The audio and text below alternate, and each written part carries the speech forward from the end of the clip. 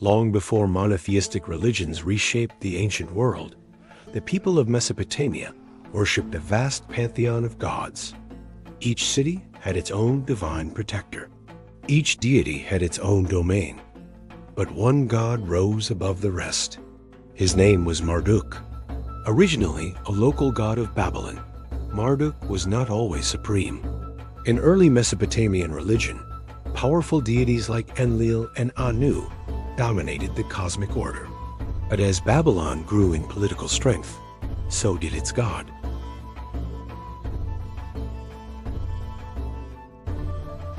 One of the most important texts describing Marduk is the Enuma Elish, the Babylonian creation epic. In this story, the universe begins in chaos. Two primordial beings, Apsu and Tiamat, represent fresh and salt water. From them, younger gods are born. Conflict erupts. Apsu is killed. Tiamat, enraged, creates monstrous creatures and prepares for war. The younger gods are terrified. Only one volunteers to fight her, Marduk, but he makes a demand. If he defeats Tiamat, he must become king of the gods. The other gods agree. Marduk confronts Tiamat in a cosmic battle. He defeats her. Then he does something extraordinary. He splits her body in two. From one half, he forms the heavens. From the other, he creates the earth. The world itself is born from chaos. This myth is more than religious storytelling. It represents order emerging from disorder, power established through victory, and divine authority justified by strength. After his victory, Marduk reorganizes the cosmos. He establishes celestial order. He assigns roles to other gods. He creates humanity from the blood of a defeated rebel deity to serve the gods. What makes this story fascinating is how it mirrors Babylon's political dominance. As Babylon became the most powerful city in Mesopotamia, Marduk became the supreme god. Religion followed power. Theology followed politics. Marduk was not just a war god. He was associated with wisdom, justice, creation, and cosmic control. He was linked to law codes. Kings claimed divine support from him. Temples were built in his honor.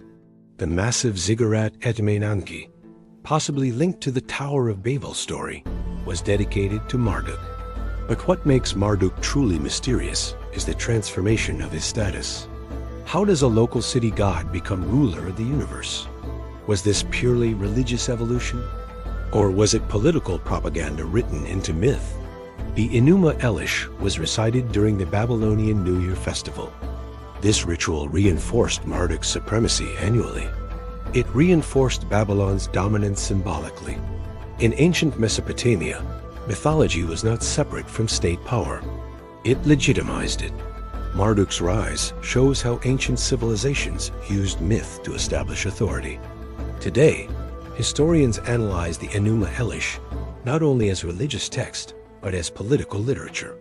The cosmic battle between Marduk and Tiamat may represent Babylon's conquest of rival cities. The creation of order from chaos may reflect centralized control. But beyond politics, the myth addresses something universal: humanity's need to explain origin. Where did the world come from? Why is there order instead of chaos? Marduk answered those questions for Babylon. Thousands of years later, the clay tablets remain. The name Marduk survives, and the echoes of his story still influence later traditions. Was he a symbol of power? A political tool? Or one of the earliest attempts to explain existence itself? Marduk was more than a god. He was the embodiment of authority in the ancient world. And through him, we see how myth can shape reality.